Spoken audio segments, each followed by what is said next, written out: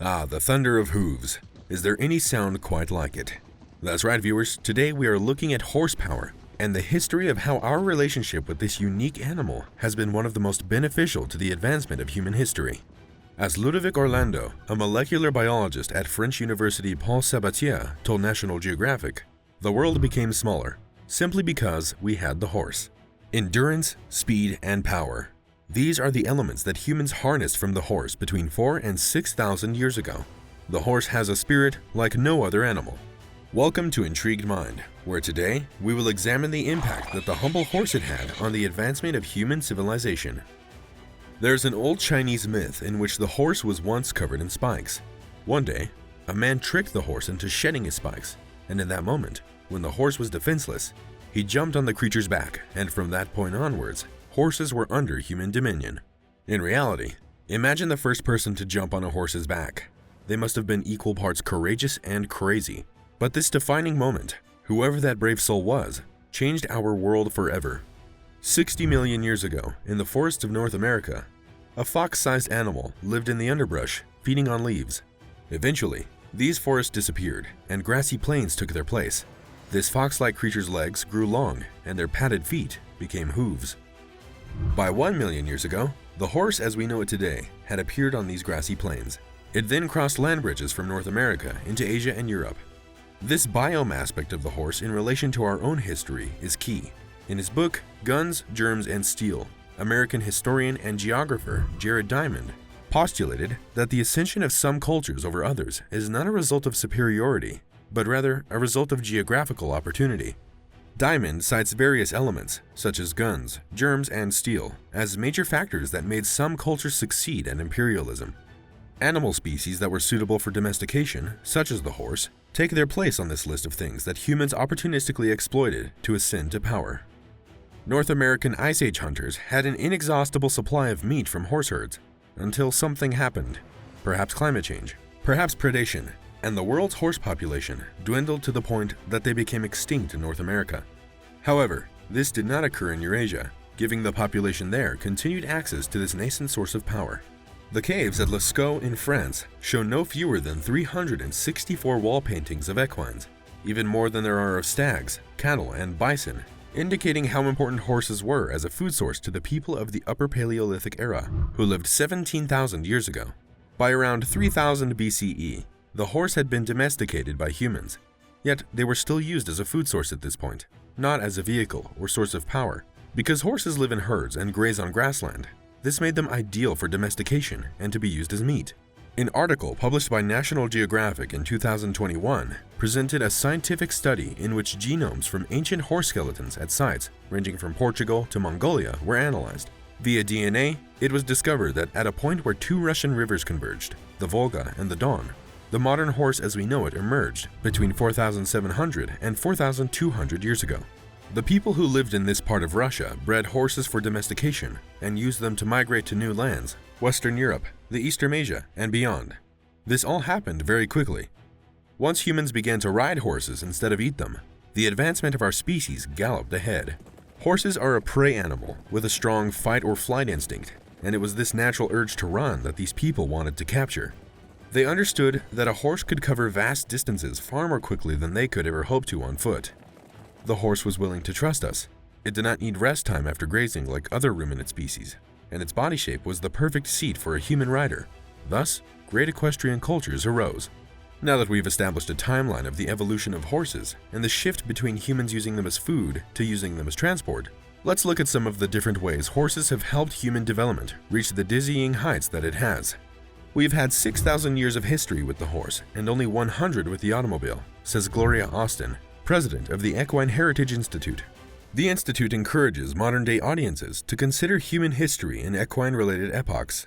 They call the overarching period the era of utilization, which began 6,000 years ago and brings us up to 1900. Humans can now hunt other animals more successfully from the back of a horse and enabled us to herd and drive other species for domestication. This era of utilization meant that humans could now travel further than ever before, leading to increased trade and transfer of knowledge. You can head to our video about the Silk Road for more information about this. The remaining epochs, the era of the chariot, the era of the cavalry, the era of agriculture, and the era of the carriage have some overlap. Let's look at some significant examples of each of these eras in human history. Imagine living in a time when communication had to be done by verbal or written messages. The word marathon comes from an ancient Greek battle of the same name, where a man called Pheidippides ran 42 miles to deliver a message to the Athenians, saying that they had beaten the Persians. He then dropped dead of exhaustion. If only he had a horse. The chariot was the ultimate war machine in the ancient world. Soldiers could shoot arrows and throw spears from these swift two-man carriages on wheels, drawn by none other than the humble horse.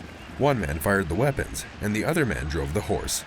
The first use of the war chariot was recorded in Mesopotamia in 2400 BCE. Many cultures utilized this technology: the Egyptians, the Persians, the Greeks, the Romans, and the Chinese, to name a few. The next era was the era of the cavalry. Soldiers mounted on horseback, called cavalrymen, were pivotal in some of the biggest wars in human history: the English Civil War, the Napoleonic Wars, the American Civil War, and World War I, to name a few. So important was the horse in medieval battle that William Shakespeare himself paid homage to them when his King Richard III exclaimed, "A horse! A horse! My kingdom for a horse!" This quote was based on fact. Richard had fallen off his horse at the Battle of Bosworth, allowing his enemy to cut him down and heralding the start of the Tudor dynasty, thus changing the history of the English monarchy forever. History is peppered with these kinds of stories about the importance of horses to powerful people. Bill the Bastard was a famous Australian horse who would only respond to one man, his handler, Major Michael Shanahan. Bill famously carried no fewer than 5 full-grown men in combat gear to safety during the 1917 Battle of Bathsheba in Gaza in World War I.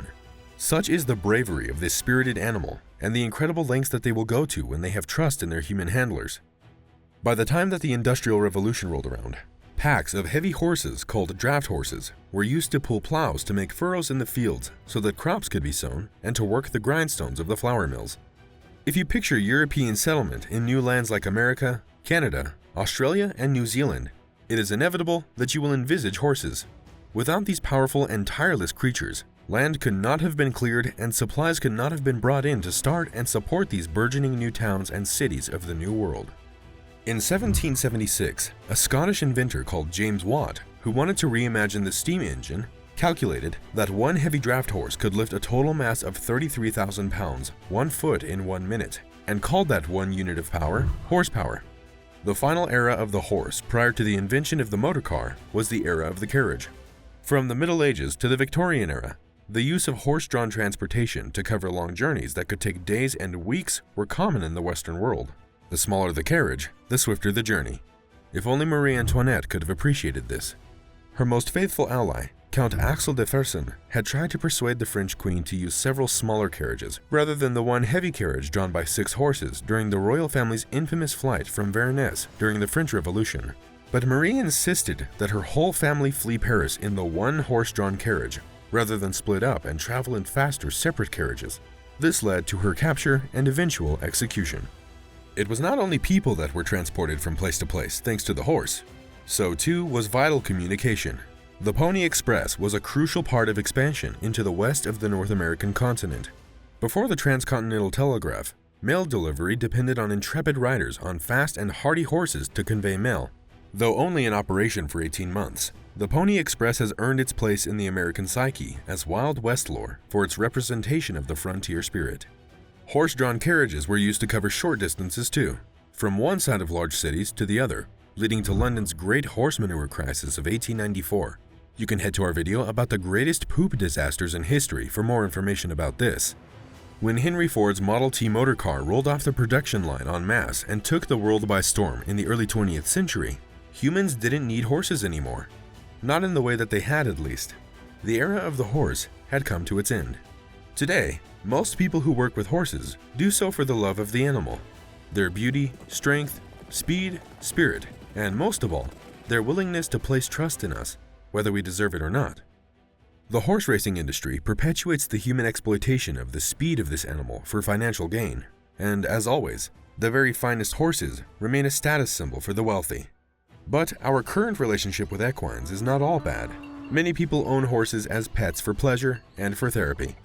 With this video, we humbly acknowledge the enormous contribution that horses have made to human advancement, and marvel at the majestic and free-spirited animal that allowed us to clamber up onto their strong backs all of those thousands of years ago.